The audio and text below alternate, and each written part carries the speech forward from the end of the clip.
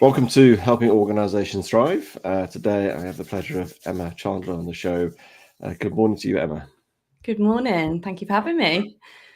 Good to have you on, and to say you are the founder of Choose to Grow L&D Limited, where you ensure that as a team you bring fresh, systematic and energising approach to learning and development. So you're in that wonderful world of helping people learn and develop in organisations. And we're going to be talking and exploring today about pivot leadership and managing change. But before we get into that, Emma, what do you love about what you do? Wow, that's a great early morning question for me. What do I love? Most of it, to be fair. I feel completely aligned and authentic in what I'm doing. And I feel very lucky and privileged to be in that situation. But I suppose if I was to really sort of hone in on what I absolutely love about it, and I think it is the opportunity to work with and learn from different people in different organizations and really kind of work it within my value creation mindset that I have, which is, around making sure that we are continually having a growth mindset and thinking about that and helping people to achieve things that they thought they might never achieve, or that them having that moment where they find their aha moment, if you like. I know that's what we call it in the business, through coaching. So that really, helping people with growth is so close to my purpose and passion. But also the abundance piece I love. So, that anticipation about going to work with new leaders or new people or in a new organization and not actually knowing where that journey goes. So often we get commissioned to do leadership development or one-to-one development, and we've got a plan. And then the journey can be anything from 6 months to 6 years, depending on how long we work with them. And you just don't know where it's going to go. We've had some really, really amazing results. We've had people hit the TED Talk stage. We've had female leaders go into male-dominated roles. We've had minority groups reach board positions, and none of those things were the original agenda, but they just seem to be the things that happen outside the classroom. So I love that. And then I just love the collaboration piece. I love meeting new organizations, people in organizations with their plan. I love bringing my kind of innovation to that, and then us collaborating and creating great learning solutions for people at work. That's what I love. Fantastic. And I really love that abundance piece. And it's interesting, isn't it? I think because, I work with, like yourself, clients, helping them to develop, whether it's teams, whether it's individuals. And at the start, you have a plan, but it's always good to start that open-mindedness of what could develop, what could happen, whether it's in the session itself or beyond that. And I love the fact that you've worked with people aiming to be 6 months, and 6 years later you're still developing and working with them, and I love that sort of how you sort of capture that in that word of abundance. It's really good, actually. Yeah. I feel like it's very it's kind of tripping off my heart neurons now as we're talking about it. So it's very it's just exciting, isn't it? It's just the journey, and it's exciting. Yeah, no, I think sometimes I talk with clients to try and have that thinking, because sometimes they always want a specific plan and everything all detailed, and thinking can do that to a certain extent, but let's have some room and maneuver for what may happen that we're not even aware of, because we're not there in the moment, or people are not quite there yet. And that's, to me, is the exciting bit. And I love that when I'm in a session where suddenly I spark, and after thinking, where did that come from? I'm thinking a question came out, or a line of thought sort of happened. So I do enjoy that. We can talk about that a lot, but we're talking about helping people to navigate those challenges that they may be facing right now as leaders and leaders listening in. And I want to sort of tap into your experience of you sort of obviously working with leaders and who've really effectively navigated and managed change. What would be the, I suppose, key characteristics from your perspective that you've noticed over that time? Yeah, so I've seen a lot of change initiatives happen, both in my sector that I came from and now across a number of different sectors and industries. And I think there's kind of like a theme of like 7 real principles I see that come through, or strengths, if you like, from leaders when change is managed really well. And they sit in the sort of sphere of people being true to themselves whilst they're leading that change. It's very easy to kind of take the corporate narrative and stick to that because it's the script. But actually, when we go through change, we've got a number of brains working in an environment that could be changing all the time. And if we can't create some level of kind of clarity or certainty through our authentic self, then we lose people quite quickly. The brain will respond in a stress response to that. So we lose people, and that's when change isn't led well. So that authenticity piece is super, super important. And then the being on purpose and making sure that, the change is about the purpose and it isn't just a change for change's sake. So that's constantly challenging ourselves on that as leaders. And when I see leaders doing that really well, they repurpose a lot and they help other people repurpose and find their alignment within that. So those two are really like my number ones that I see working really well. And no matter what happens in the change curve, if you like, or the change journey, roller coaster, as we sometimes call it, if those two things are coming through really strong, then people will want to follow them. So those two characteristics I see working really well. But then there's the resilience piece that comes with that. So, being able to maintain perspective where in a challenging situation, because change won't go smoothly, we shouldn't go into it and think that we've got this sewn up. There's always something new that happens, a change in the environment that could trip off our kind of stress response or make us feel uncomfortable through change. So it's about making sure that we can maintain perspective, and we've got a good coaching skills to do that. With our people and help them and help ourselves and identify when we need help as leaders with that. Staying healthy, all the stuff around the nutrition, sleep and movement, mastering our stress, having people around us, those good, strong relationships, and always looking to build networks around us to support us so we can keep being supported, because we're always going to need new people, new ideas around us as we go through change. So actively making sure that those are around us are really, really important. And I think we neglect that sometimes because we tend to go into self when we go through change ourselves, or when the pressure's on. So making sure that we're open to those new contacts, new relationships, new networks around us so we can perform well. There's some key characteristics I'd like to sort of go back to, really, particularly the authenticity or people being true to themselves. And I've talked a lot about myself. I've led in an authentic way, but might help me to help the audience understand why leading in an authentic way or being true to yourself is helpful during a time of change, and what might be the ways to help leaders become more authentic in that way, in that process. Yeah. Wow, that's a really big question, isn't it? So yeah, the authenticity piece is the only way we can really build trust, I think. And for us to be able to lead change in a good way that's healthy for everybody, and in a way that we bring people with us and not lose people, is definitely by having that trust element in place. So really making sure that we take a look at how we show up, whether we're showing up at home very differently to where we're showing up at work, and what that gap looks like. And I call that like the truth zone, because that's really where all of our truth is around who we are as a character and individual, what our strengths are, what our personality profile might look like, where our energies lie.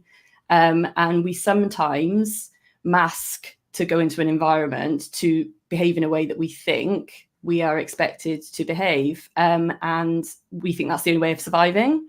So if you're finding yourself in a situation where there is a big gap between who you are at home and who you are at work, I would ask you to kind of really actually spend some time working in that truth zone for a while to create that, make sure that you are building confidence and resilience to be able to show your true authentic self, or somewhere in the middle that feels safe for you. Because when we do that, we're creating that human connection and that sense of belonging with other people. And when we don't, we're wearing the mask, and we know in our survival instinct that we don't trust that in a community. We don't trust that. We don't have that sense of belonging with people who behave in that way. So we are unlikely to follow them if they're trying to lead us through a difficult situation. And also, if you are doing something which is not true to yourself, whether that's your beliefs, values, or just your personality, trying to be somebody else because you think you need to be, and certainly at a time of change, it's incredibly stressful and incredibly energy draining to maintain that, isn't it? And I think that's if you're trying to lead people through change, which is can be quite stressful in itself and quite difficult, trying to be somebody you're not is adding even more stress to you, isn't it? Absolutely. And I think we can't be naive into thinking that all corporate environments allow us to be our authentic self. You know, we've got a long way to go on that. And I do a lot of work on that through the work that I do on the Pivot program around creating that community at work and sense of belonging, and helping organizations look at some kind of strategy towards that. But that's a really, you know, that's a big change for us all in all the corporates that I work in. And it's a team effort for us to be able to achieve that. So there are going to be times where we're going to have to, we come into work, we hear the strategic direction, we have to deliver a difficult message, and we might not want to own that.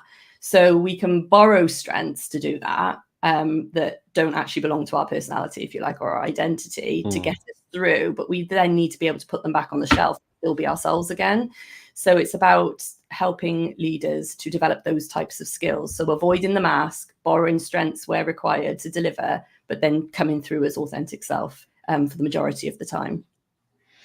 Borrowing strengths. I like the idea of that, and that sort of mindset of just stepping into it for a moment and stepping out of it.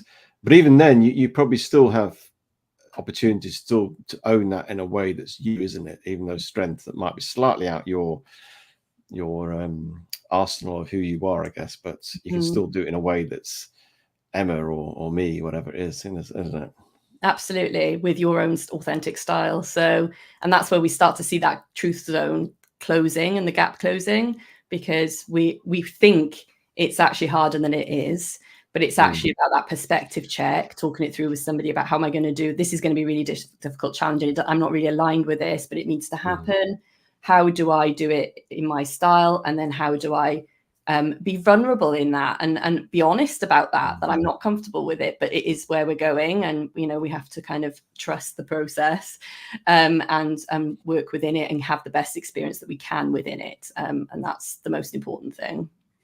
Yeah, I think authenticity is brilliant, because, you know, I did a thesis in my master's in psychology all about authentic leadership and team resilience, and found that actually does promote team resilience. So there's a real link between being authentic as a leader will help your team become more resilient, which, you know, during change, you need to have that resilience about you.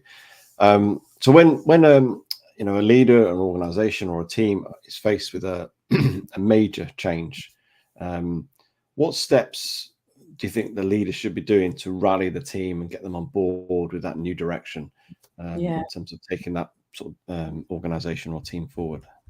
Well, kind of bridging your last comments to this question, I didn't want to interrupt, but I was just thinking about the energy spending that you do when you're leading change. And it's exhausting for people who are being led through change, but actually for the leader, it's also very, you expel a lot of energy. If you're borrowing or masking, and you're not being authentic, then you're not burning off your true passion. So you are having to be more conscious in your behaviors, and your resilience will start to drop as a result of that. We know that from the science. So linking that to what would I do if I was, you know, what advice would I give to leaders who are going to rally teams in the face of change? Well, that would be, first of all, you need to have your energy management under regulation, and you need to be role modeling that. That's the first thing, because if you're already spent going into change, or you're working really hard in change because of whatever reason that might be around your resilience, then you are not going to be able to help gather a group and build that trust with them. They're not going to be able to, you know, what's going to be in it for them if they can see you're already struggling with it. So having those principles around energy management and not being in the survival zone yourself is super important. And that would be the first thing I would say. And I would also link that to communicating about your understanding about how to manage resilience through change, because I think people will find safety in that to start with, and that would get their attention. But I'd kind of have like 4 then key principles, and that would be, always make sure that when you're communicating the change, that you are creating some level of clarity or certainty. Certainty might be really difficult, but if not certainty, then clarity. Because the brain likes clarity. It doesn't like ambiguity. So if I'm going to rally a group up to work through a piece of change, the first thing is they need to be really clear on what we're doing. Otherwise, I'm going to lose them. The second kind of principle I would encourage leaders to do in this situation is really think about creating opportunities for the team to contribute to what is happening. So if they feel like there's no options within the change, and we're going to be faced with this change and this is the direction of travel we're going in, then it's likely I'm going to lose them then too. So leaders will lose people with if we don't have options, because as humans we like to have a certain level of autonomy, and that gives us a natural energy source. So it all kind of links together. Protecting people's reputation through change is really important. If people are struggling with change, it's not helpful for us to point out that they're struggling with change. You know, they're actually struggling in their environment, but we often do. I see it happening in one-to-one conversations. You know, you're not really coping with this change. What can we do to support you? Well, instantly, you know, you're putting that person in a situation where they feel like their reputation is at risk and they're not great at what they're doing, or they're not coping, or they're not competent. And actually that's not the situation. What we know about resilience and change is that it's just the environment in which the brain is operating in. And it's that science that when those two things come together, something happens in the way that the brain functions. And then we find people in a lower resilient state, but it doesn't mean to say they can't do their job. So super important to protect reputation. And if people are bringing diversity to the change, so you know, innovation and creation from a different perspective, leaders need to be really open to that to protect their reputations too. And then finally, the equity piece. So I always talk to the leaders that I work with around when they're working with their teams in any situation, but particularly with change, they really need to keep an eye on their own behaviors and their actions through that, and make sure that they don't tip the balance in equity, as in becoming an overpowering leader or a micromanager through that situation, and actually keeping it very equal and fair between you and your team members. And that can be quite a challenge when you are under pressure yourself, leading change. So it's something to really take a check on. It's the whole sort of role modeling piece, isn't it? Where people, surprisingly, I talk to a lot of leaders, don't realize the impact and the power of the person stepping into the room, how people observe it, whether it's consciously or subconsciously. And so if you're running around like a headless chicken and you're expecting everyone else to be calm, it sort of doesn't marry up, really, doesn't it? So it's being really self-aware of who you are and the impact you have, whether that's as a positive or a negative or any response. As soon as you open your mouth, as soon as you meet somebody, you are role modeling, you are being observed, consciously or subconsciously. And I think a lot of leaders don't always recognize that, but there's a real power in that. There's the real positive for that in how you. I talk about this in my book about role modeling in terms of your resilience. Not that you have to have it all sorted, but in how you go about things, being open, being vulnerable, and actually that will instill confidence, instill people approachability and everything else, and see that you're working things through, or you're struggling with things as well, which is okay to work with some of the change.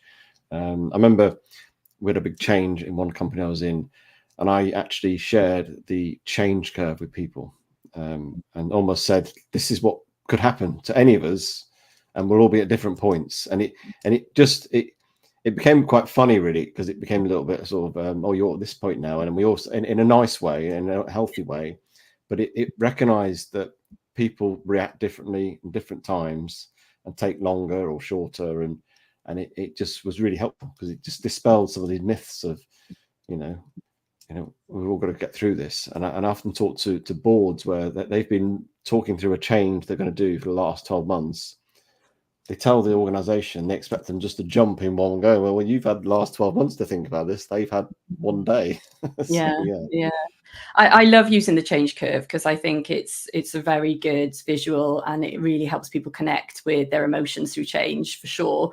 And I have like a kind of follow-up slide that does look more like a roller coaster, because the problem with the change curve is it looks like this is what it looks like, and this is where you might be at certain points, and this is what you're going to experience, and none of us are immune to that, so everyone can kind of get on board with that. But in reality, change happens, and then multiple change happens. You know, we get like the goalpost change, or we've experimented with this bit of change, but now we need to take a turn, or we need to stop this because it's not going the way we wanted it to go.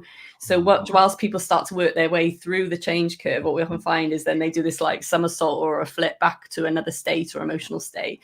So I always try and talk to people about those mirror neurons that are really, really important. So when we see when we're working our way through the change curve, or when we know we're going to experience an emotional response as a result of multiple change happening, it's us as leaders, we do need to step out of our experience in the change curve when we can, maintain perspective, and then deliver on behaviors that are going to support people to come through the change curve smoother or quicker. And not hang around in those emotional states as long as they did the previous time, because we're ready for it. So it's about coaching and supporting and mirroring behaviors that are going to support people to go through. And when I say mirroring, the mirror neurons, you'll know this, but the mirror neurons that we use as a herd instinct to survive. If we start demonstrating behaviors that are going to help us survive the change, then people will follow us, and our brains pick up on those behaviors and those patterns, those neural pathways start to happen. And even though we might not be comfortable doing those behaviors, we do start doing them because that's how we're naturally built. So we need to work with that natural science that we have as leaders, and that really helps people. Yeah, that's fantastic. That's really good, actually. It's really helpful. You talked about in one of your things about having this input from everybody, sort of having the opportunity to contribute through to the sort of change process, and I see there's some real value. But how do we strike that balance between leaders or leadership being decisive, but also incorporating that input from the team when you're making decisions related to change? Yeah, so that's a toughie, isn't it? Because we don't always know how we're going to respond to certain pieces of information when they're presented to us.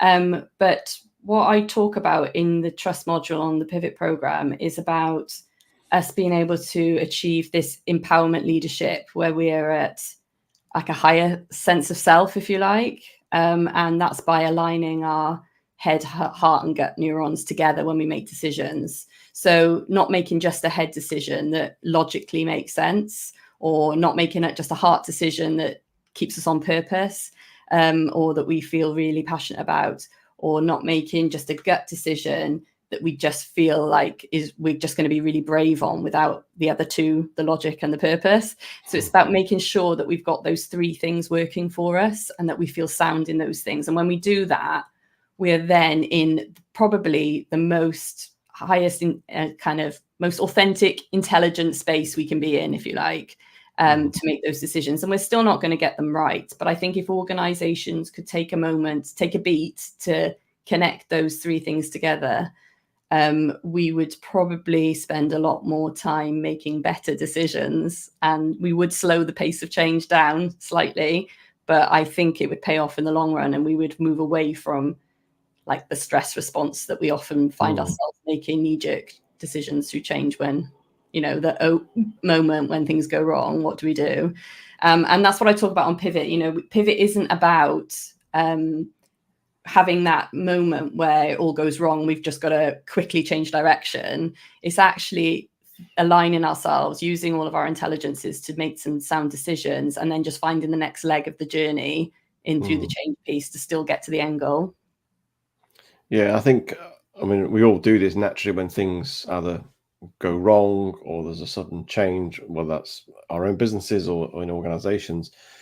The immediate response is to try and fix it and move quickly to try and resolve it, isn't there? There's a sense of we've got to move at pace on this. And in some situations, that's right.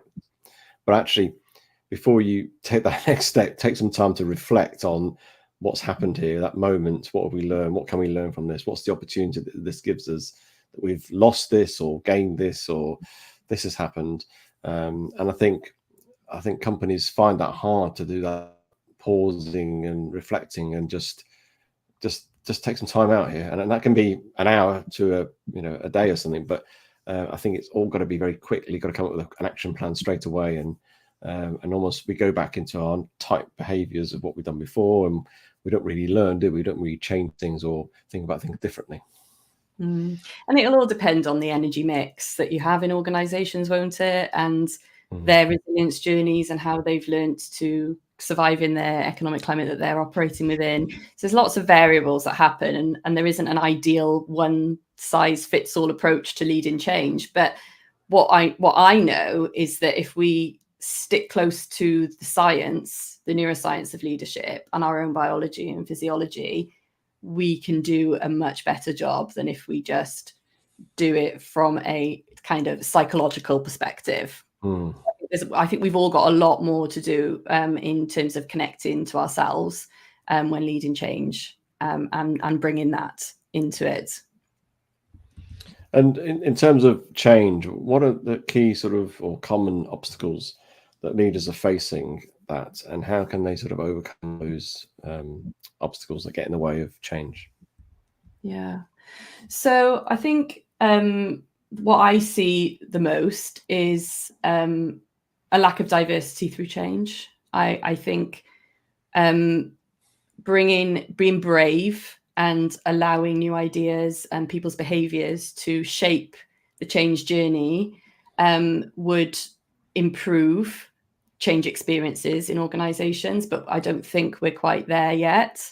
I think we still very much default to us locking ourselves away in the boardroom, finding the answers and then getting everyone on board. And I think we could be a bit braver and a bit more creative with how we do that. But again, it would slow things down. So it is always weighing up these kind of what's the cost and benefit of doing, leading change in this way.